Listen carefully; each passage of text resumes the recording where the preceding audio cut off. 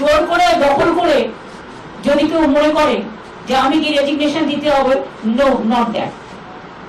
Now also I want to say that we didn't lose the election. It is their forceful attempt to defeat us. Officially they may, through election commission, can defeat us. But morally I am telling you that we won the election. I will not resign. Mamata Banerjee कह रही हैं कि वो इस्तीफा नहीं देंगी, सवाल ही नहीं उठता। वो कह रही हैं कि हम हारे नहीं हैं, हमें हराया गया है। कह रही हैं कि राजभवन जाकर इस्तीफा देने का कोई सवाल नहीं। तो क्या पश्चिम बंगाल में चुनाव के बाद नया राजनीतिक संकट खड़ा होने वाला है? इस्तीफा नहीं देकर वो कितने दिन तक मुख्यमंत्री बनी रह सकती हैं? संवैधानिक नियम कितनी छूट देते हैं? आज इस पर विस्तार से बात करेंगे। इसके बाद बात हारी नहीं हूं, हराया गया है वाले आरोप पर भी होगी। एसआईआर में 27 लाख लोगों के नाम लॉजिकल डिस्क्रिपेंसी के नाम पर काट दिए गए, जिसका असर चुनाव पर पड़ा है।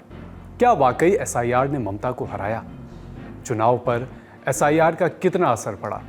एसआईआर के पहले और एसआईआर के बाद पश्चिम बंगाल की सीटों पर उसका कितना असर पड़ा? ये सब भी समझने का आज प्रयास करेंगे और ये भी देखेंगे कि क्या वाकई सिर्फ एसआईआर की वजह से ममता बनर्जी और उनकी पार्टी पश्चिम बंगाल में हारे या कारण कुछ और भी थे। बीजेपी की स्ट्रैटेजी पर भी विस्तार से बात करेंगे। पश्चिम बंगाल के चुनाव को ज़रा नए सिरे से समझने का प्रयास करेंगे। नमस्ते और स्वागत। मैं हूं अभिषेक और आप देखना शुरू कर चुके हैं Lallan top show. Brought to you by Saluja Gold and Candid.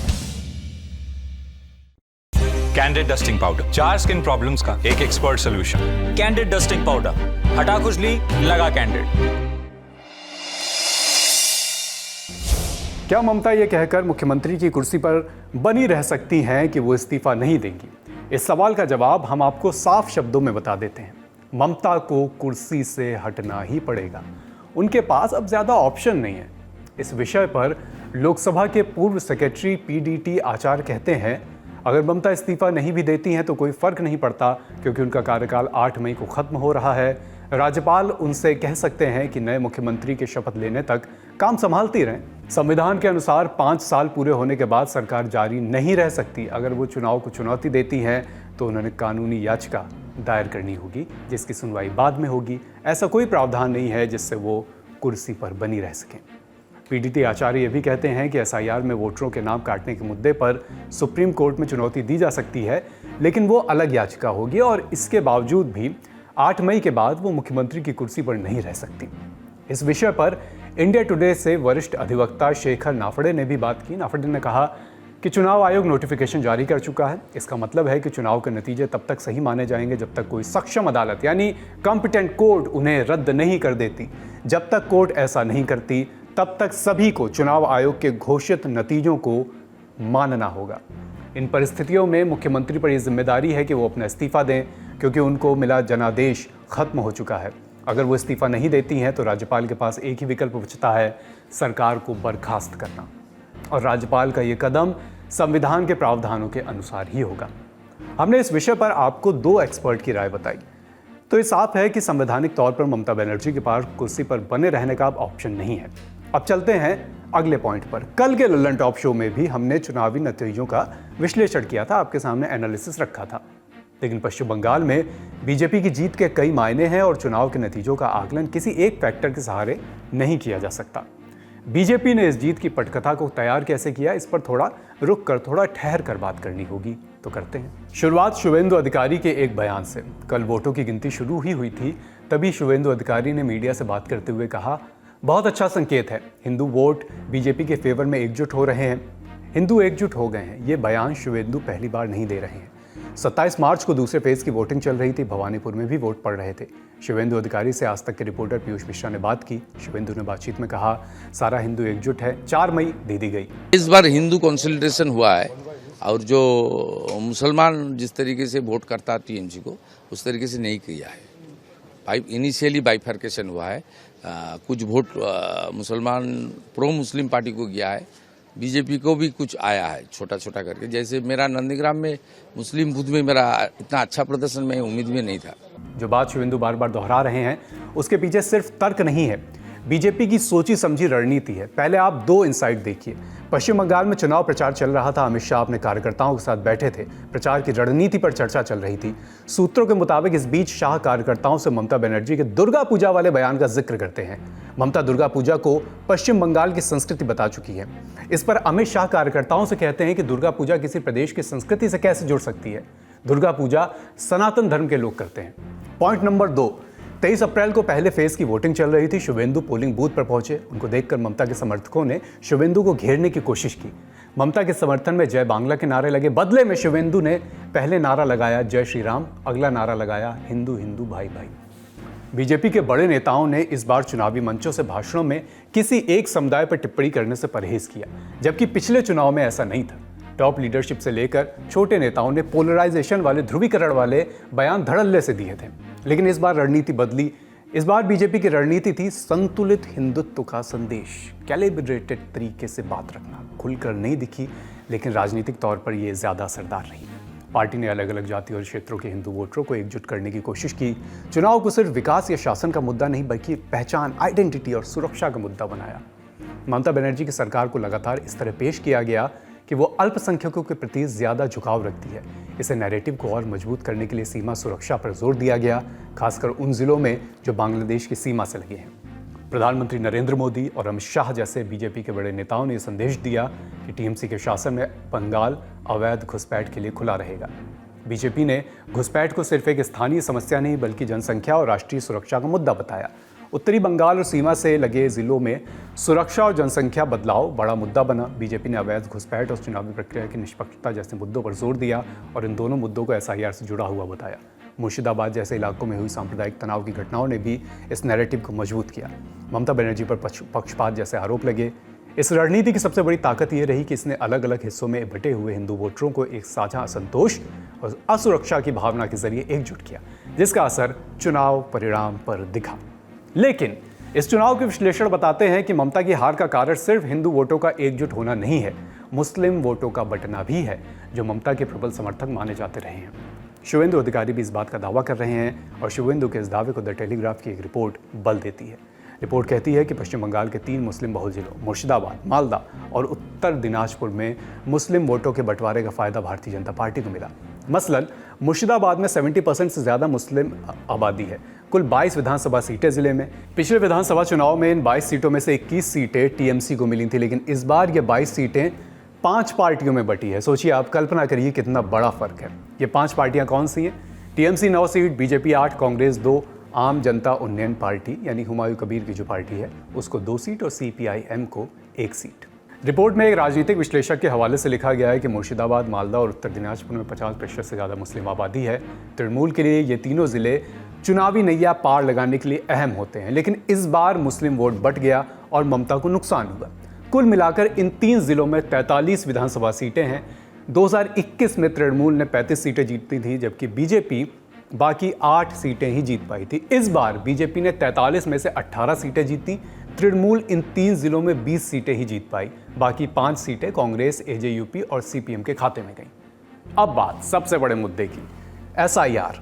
चुनाव से ठीक पहले पश्चिम बंगाल में एसआईआर ने वोटर लिस्ट छोटी कर दी। 62 लाख नाम तो पहले ही काट दिए गए थे। फाइनल लिस्ट आने के बाद 27 लाख वोटरों के नाम एडजुडिकेशन में डाले गए। ये वो लोग थे जो ट्रिब्यूनल में अपील कर सकते थे और सुप्रीम कोर्ट के आदेश के मुताबिक अगर इनके नाम सही पाए जाते तो ये वोट दे सकते थे। लेकिन इस 27 लाख में से 1500 से कुछ ज़्यादा नाम ही वोटर लिस्ट में शामिल हो पाए, बाकियों की सुनवाई पूरी नहीं हो पाई। पर सबसे बड़ा सवाल कि क्या एसआईआर ने पश्चिम बंगाल विधानसभा चुनाव में कोई खेल किया?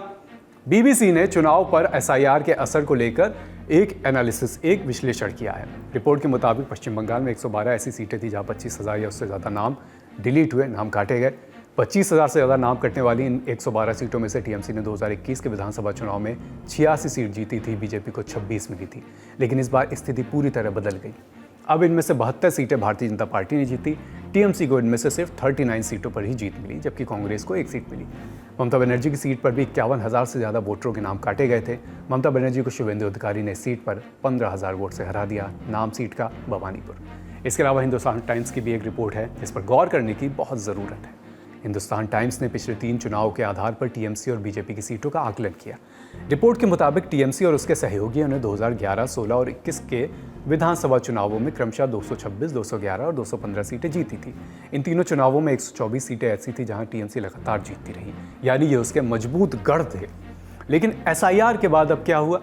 टीएमसी इन 124 सीटों में से 78 सीटें हार गई। इनमें से एक सीट पर चुनाव टल गया। फलता विधानसभा में अभी दोबारा वोटिंग होनी है। ये सीटें टीएमसी के मजबूत गढ़ वाली सीटें थी। इन सीटों के अलावा टीएमसी इस चुनाव में कितनी सीटें जीती? सिर्फ 34। अब बात बीजेपी की। रिपोर्ट में बीजेपी के लिए 2011 और 2016 का आकलन नहीं किया गया, क्योंकि 2011 में बीजेपी को 6 सीटें ही मिली थी और 2016 में सिर्फ 3 सीट। इसलिए 2019 और 2024 के लोकसभा चुनावों को विधानसभा सीटों में बांटा गया। इस हिसाब से बीजेपी ने 2019, 21 और 2024 में क्रमशः 121, 77 और 90 सीटों पर बढ़त या जीत हासिल करती हुई दिखाई दी या हासिल की। बढ़त शब्द का इस्तेमाल हम लोकसभा सीटों वाले फॉर्मूले की वजह से कर रहे हैं। इन तीनों सीटों में अगर ऐसी सीट देखें जिस पर बीजेपी तीनों चुनावों में आगे थी तो बनती है कुल 54 सीटें। और इन 54 सीटों पर इस बार बीजेपी का प्रदर्शन कैसा रहा? तो जवाब है 54 में से सभी 54 सीटें बीजेपी ने फिर से जीती हैं। इतना ही नहीं, तीनों चुनाव में ऐसी सीटें अगर गिने जहां बीजेपी कभी ना कभी तो जीती ही है, तो ऐसी सीटों की संख्या बनती है कुल 142। और हिंदुस्तान टाइम्स की रिपोर्ट बताती है कि इन सभी 142 सीटों पर बीजेपी की जीत हुई। इसके अलावा 65 नई सीटें भी जीत ली हैं जहां बीजेपी पहले कभी जीती ही नहीं थी। इस पर हमने लल्लन टॉप के पॉलिटिकल एडिटर पंकज झा से भी बात की। पंकज पश्चिम बंगाल के पिछले 3 विधानसभा चुनाव कवर कर चुके हैं और इस बार भी उन्होंने ग्राउंड पर वोटरों का मूड समझने की कोशिश की। पंकज ने क्या कहा, सुनिए। एसआईआर फैक्टर की जो बात है, मुझे थोड़ा सा बड़ा जटिल लग रहा है कि इसकी वजह से जीत और हार की व्याख्या करना, खासतौर से बंगाल के संदर्भ में। अब उसमें 27 लाख लॉजिकल डिस्क्रिपेंसीज वाले मामले थे। 91 लाख के आसपास अगर देखें तो उसमें भी कहा जाता है कि जो मर गए थे, चाहे जिनके डुप्लीकेट थे, कुछ लोगों ने दूसरी जगहों पर करा लिया। कुछ एक तो भ्रांतियां भी फैली हैं। जैसे मैं गया नंदीग्राम के एक गांव में, तो ये बहुत बवाल किया जा रहा ना कि एसआईआर की वजह से नाम कट गया। तो उसमें एक नियम भी थे कि जैसे नियम था कि माँ और बच्चे की उम्र में 15 साल से कम का फासला हो तो आपका नाम कटेगा। वो सब फर्जी थे जो अब तक बने हुए थे। लेकिन इस चीज़ को बहुत प्रचारित नहीं किया गया और ये हुआ कि एसआईआर की फैक्टर की वजह से नुकसान हो गया ममता बनर्जी को। अब कहा जा रहा 72 ऐसी सीटें हैं जहाँ इतने वोट आए हैं, मतलब जीत हार का जो अंतर है उतना ही के करीब करीब में जो एसआईआर से नाम कटे हुए हैं। लेकिन मुझे लगता है कि इसकी सही व्याख्या कर पाना बड़ा मुश्किल काम होगा। मतलब मैं मोटे तौर पर भी नहीं कह सकता हूँ। हालांकि कहा जा रहा है कि एक फैक्टर हो सकता है कि एसआईआर की वजह से ममता बनर्जी को नुकसान हुआ होगा।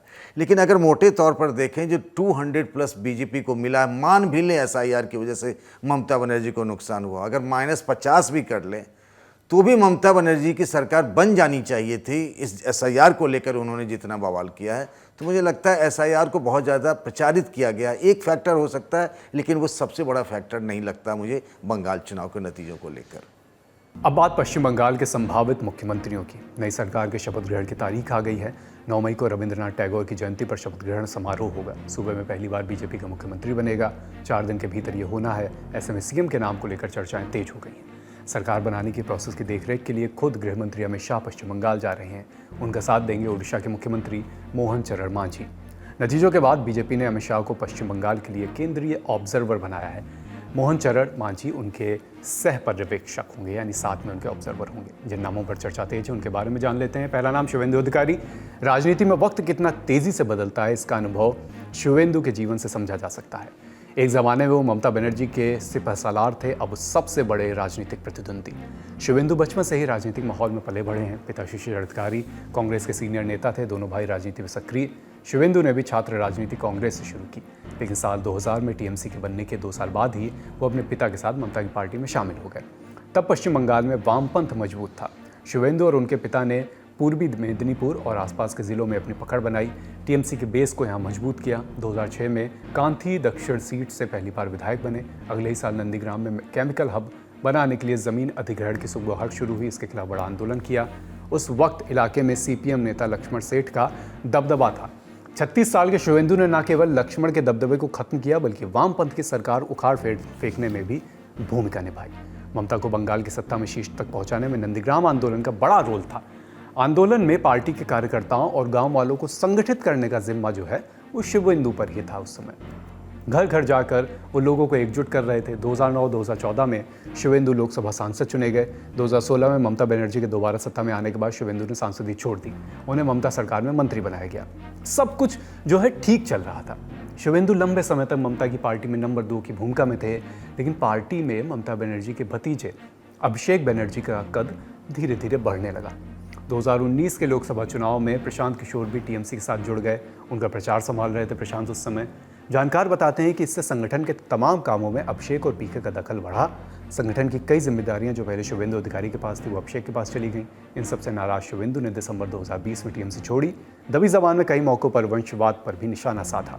2021 के में चुनावी साल में बीजेपी ज्वाइन कर ली। खुद नंदीग्राम से ममता के खिलाफ उतरे, चुनाव लड़ा, ममता को हराया। बीजेपी भले उस साल सरकार नहीं बना सकी, लेकिन पार्टी को मिली 77 सीटों ने संजीवनी का काम किया। शिवेंदु ने अगले 5 साल बीजेपी के लिए सक्रिय भूमिका निभाई और इस दफा एक बार फिर ममता को उनके गढ़ भवानीपुर में 15,000 वोट के अंतर से हरा दिया। लेकिन इन्हीं शिवेंदु के खिलाफ मनी लॉन्ड्रिंग और भ्रष्टाचार के तमाम मामले चल रहे हैं। उनके खिलाफ कुल आपराधिक मामले 25 हैं। ये बात उन्होंने खुद अपने चुनावी हलफनामे में बताई है। 2014 के नारद स्टिंग केस में टीएमसी के दर्जन मंत्रियों के साथ शिवेंदु का भी नाम आया था। ऐसे में सवाल है कि ममता की पार्टी में नंबर 2 रहे शिवेंदु अधिकारी क्या पश्चिम बंगाल में नंबर 1 बन पाएंगे? उम्मीद है 9 मई तक सब क्लियर होगा। दूसरा नाम इसमें अग्निमित्रा पॉल का भी है रेस में। पश्चिम बंगाल बीजेपी की प्रमुख महिला नेता हैं, आसनसोल साउथ सीट से विधायक हैं। बीजेपी महिला मोर्चा की बंगाल यूनिट की वो प्रमुख भी रह चुकी हैं। फैशन डिज़ाइनर हैं। National institute of fashional and technology से उन्होंने पढ़ाई की है। अग्निमित्रा पॉल अपने अटैकिंग स्टाइल ऑफ पॉलिटिक्स के लिए और ममता बनर्जी पर तीखे हमले करने के लिए जानी जाती हैं। पश्चिम बंगाल की राजनीति में महिलाएं बहुत डोमिनेंट फोर्स रही हैं। लगातार 15 साल तक सूबे की मुखिया एक महिला रहीं। स्थानीय स्तर से लेकर विधायक, सांसद के चुनाव में टीएमसी महिलाओं को टिकट देने में आगे रहती है। बीजेपी ने चुनाव में महिला सुरक्षा मुद्दे की खूब वकालत की। चुनाव से ऐन पहले संसद में महिला आरक्षण बिल को अमली जामा पहनाने का प्रयास किया। ऐसे में अग्निमित्रा पॉल की दावेदारी मुख्यमंत्री पद के लिए अब मजबूत मानी जा रही है। तीसरा नाम दिलीप घोष का है। अपनी आक्रामक राजनीतिक शैली और ज़मीनी स्तर पर काम करने के लिए फेमस। चाहे 2019 का लोकसभा चुनाव हो या 21 का विधानसभा चुनाव, बीजेपी के अच्छे परफॉर्मेंस का बड़ा श्रेय दिलीप घोष को दिया गया। एक समय पश्चिम बंगाल बीजेपी के अध्यक्ष रहे दिलीप घोष आरएसएस के पुराने कार्यकर्ता हैं। 2014 में बीजेपी में ज्वाइन की, बंगाल के महासचिव बने। तीनों नेताओं में पलड़ा किसका भारी है, हमने एक्सपर्ट से पूछा। मुख्यमंत्री बीजेपी की तरफ से बनाया जाना है तो उस पर कोई गेस वर्क नहीं हो सकता, वो काइट फ्लाइंग नहीं की जा सकती और उसके पीछे कोई लॉजिक भी नहीं लगा सकती है। आपको कभी कभी लगेगा कि ये होगा, लेकिन बीजेपी सरप्राइजेज करती है, सबको पता है। अभी मोटे तौर पर चूंकि जायंट किलर के तौर पर देखे जा रहे हैं शुवेंदु अधिकारी, एक बार नहीं 2-2 बार उन्होंने ममता बनर्जी मुख्यमंत्री होते हुए उनको हराया, तो सब लोग मानकर चल रहे हैं। दूसरा एडवांटेज के तौर पर कहा जा रहा है ये वो व्यक्ति है ना जिनको टीएमसी का इन एंड आउट पता है, आगे बहुत काम आएगा और बहुत काम आया है। और जिस दबंगई के साथ वो सामने आते हैं, अपनी बातें कहते हैं, तो लोगों को लगता है कि शुवेंदु अधिकारी हो सकते हैं। लेकिन मुझे असम वाला भी एक लगता है, टीएमसी से आए हैं। इसी तरीके से हिमंता विश्व शर्मा भी असम में आए थे, लेकिन उनको वेट कराया गया। कहा गया कि 5 साल आप थोड़ा प्रशिक्षित और दीक्षित होइए भारतीय जनता पार्टी के संस्कार में। सर्वानंद सोनोवाल को बना दिया गया। तो कुछ लोग बीजेपी के ये भी कह रहे हैं कि हो सकता है इस बार नहीं। एक अग्निमित्रा पॉल का भी नाम आ रहा है। वो ये कहा जा रहा है कि चूँकि ममता बनर्जी एक महिला थी और एक अलग फैक्टर होता है बंगाल में महिला के साथ, एक कनेक्ट हो जाता है, महिला होती है, तो हो सकता है अग्निमित्रा पॉल का भी नाम हो जाए। दिलीप घोष, उनकी भी छवि थोड़ी सी धाकड़ दबंगई वाले, और ये वो बीजेपी के प्रदेश अध्यक्ष थे जब बीजेपी ने बहुत अच्छा किया था और उस वक्त मतलब बीजेपी को टीएमसी से भिड़ने में एक धाकड़ छवि वाले नेता के तौर पर दिलीप घोष देखे जाते हैं। लेकिन इन तीनों के अलावा भी कोई हो सकता है, क्या पता, चूँकि बीजेपी की क्या योजना है और ख़ास तौर से जब अमित शाह को ऑब्जर्वर बनाया गया है तो कोई गेसवर्क नहीं किया जा सकता है। बस इन 3 नामों पर फिलहाल चर्चा हो रही है। ये थी पश्चिम बंगाल की बात। अमित शाह पर्यवेक्षक बनकर पश्चिम बंगाल जा रहे हैं, वहीं पर नाम फाइनल होगा कि मुख्यमंत्री कौन होगा। आपको ये सारी अपडेट लंदन टॉप पर मिलती रहेगी। बड़ी खबर फिलहाल यहीं तक, अब सुर्खियों की बारी। Candid dusting powder, 4 skin problems का एक expert solution. Candid dusting powder, हटा खुजली, लगा कैंडिड। विधानसभा चुनाव के नतीजों के बाद अब तमिलनाडु में सरकार बनाने के लिए मंथन चल रहा है। एएनआई की रिपोर्ट बता रही है कि नई सरकार का शपथ ग्रहण 7 मई को चेन्नई में होगा। एक्टर विजय की पार्टी टीवीके ने 108 सीटें जीती हैं, इतिहास रचा है, लेकिन अभी भी वो बहुमत के आंकड़े से 10 सीट दूर है। यानी एक्टर विजय को किसी दूसरी पार्टी की जरूरत पड़ेगी। कौन देगा साथ, इस पर भी मुहर नहीं लगी है, लेकिन सूत्रों के हवाले से कहा जा रहा है कि कांग्रेस विजय को समर्थन दे सकती है। कांग्रेस ने तमिलनाडु में 5 सीटें जीती हैं। इंडिया टुडे की रिपोर्टर है मौसमी सिंह। उनकी एक रिपोर्ट के मुताबिक तमिलनाडु की स्टेट यूनिट विजय को समर्थन देने के पक्ष में है। नेताओं का कहना है कि टीवीके की सेक्युलर इमेज को देखते हुए विजय को समर्थन दिया जाना चाहिए। तमिलनाडु कांग्रेस के कई नेताओं का मानना है कि समर्थन नहीं देने पर विजय के पास AIADMK के समर्थन के अलावा कोई और विकल्प नहीं बचेगा। AIADMK और बीजेपी का गठबंधन है, यानी विजय का साथ नहीं देने पर सत्ता बीजेपी के हाथों में जाने की आशंका है। हालांकि फैसले पर अंतिम मुहर दिल्ली से ही लगेगी। तमिलनाडु कांग्रेस के प्रभारी और नेता पार्टी आला कमान से मिलने दिल्ली आ रहे हैं। चर्चा होगी कि कांग्रेस बाहर से समर्थन देगी या सरकार का हिस्सा बनेगी। इस बारे में जो खबरें आ रही हैं वो बता रही हैं कि आज कांग्रेस के महासचिव KC वेणुगोपाल के घर पर इस बारे में बैठक हुई। राहुल गांधी के अलावा कांग्रेस अध्यक्ष मल्लिकार्जुन खड़गे भी मीटिंग में थे। हालांकि अकेले कांग्रेस के समर्थन से भी बहुमत का आंकड़ा पूरा नहीं होगा। इसके लिए टीवीके के ऑफिस में विधायकों की एक मीटिंग हुई। कांग्रेस के अलावा VCK ने 2, CPI और CPIM ने 2-2 सीटें जीती हैं। अगर ये सभी पार्टियां टीवीके को समर्थन दे तो सरकार बन सकती है। इंडियन एक्सप्रेस ने इस बारे में एक रिपोर्ट छापी है जो बताती है कि इन दलों के साथ अनौपचारिक बातचीत चल रही है। VCK प्रमुख थोल थिरुमावलन का कहना है कि जनता गठबंधन सरकार चाहती है। अब देखना होगा कि टीवीके किसका साथ लेकर सरकार बनाएगी। 24 घंटे में जो है ये पूरी स्थिति साफ हो जाएगी। दूसरी सुर्खी, दिल्ली आबकारी मामले में अरविंद केजरीवाल एंड टीम का केस कौन लड़ेगा। एक के बाद एक आम आदमी पार्टी के 3 नेताओं के केस के सुनवाई से अलग करने के बाद ये सवाल अहम हो गया है। आज इसका जवाब दिल्ली हाईकोर्ट ने दिया। अब केजरीवाल, सिसोदिया और दुर्गेश पाठक के लिए एमिकस क्यूरी केस लड़ेंगे। एमिकस क्यूरी क्या होता है जान लेते हैं। इसका मतलब होता है कि जब किसी भी क्रिमिनल ऑफेंस में अगर किसी आरोपी के पास अपना वकील नहीं है तो कोर्ट उसकी मदद के लिए वकील अपॉइंट करता है। इसे ही एमिकस क्यूरी कहते हैं। यह आरोपी की तरफ से केस लड़ते हैं और उनकी जो दलीलें होती हैं वो कोर्ट के समक्ष रखते हैं। आज केजरीवाल, मनीष सिसोदिया और दुर्गेश पाठक की दिल्ली हाईकोर्ट में पेशी होनी थी, लेकिन इन तीनों में से कोई भी पेशी के लिए नहीं पहुंचा और ना ही इनका कोई वकील पहुंचा। इसके बाद कोर्ट ने एमिकस क्यूरी अपॉइंट करने का आदेश दे दिया। कोर्ट ने कहा कि पहले इन वकीलों को अपॉइंट किया जाए, इसके बाद ही CBI की दलीलें सुनी जाएंगी। ये एमिकस क्यूरी कौन होगा, फिलवक्त इनके नाम सामने नहीं आए। शुक्रवार तक नाम सामने आ सकते हैं, आएंगे तो वो भी आपको बताएंगे। इसके अलावा कोर्ट ने आम आदमी पार्टी के तीनों नेताओं के जवाब दाखिल करने के अधिकार को भी अभी के लिए खत्म कर दिया। कोर्ट का कहना है कि अगर कोई जवाब दाखिल किया जाता है तो उसे रिकॉर्ड पर नहीं लिया जाएगा। अब देखना होगा कि दिल्ली एक्साइज पॉलिसी केस में निचली अदालत से दोषमुक्त किए जाने के बाद केजरीवाल एंड टीम का दिल्ली हाईकोर्ट में क्या होता है। अगली सुनवाई 8 मई को। आज का लल्लन टॉप शो यहीं समाप्त होता है। अपना और अपनों का ख्याल रखिए। लल्लन टॉप देखते रहिए। शुक्रिया, शुभ रात्रि।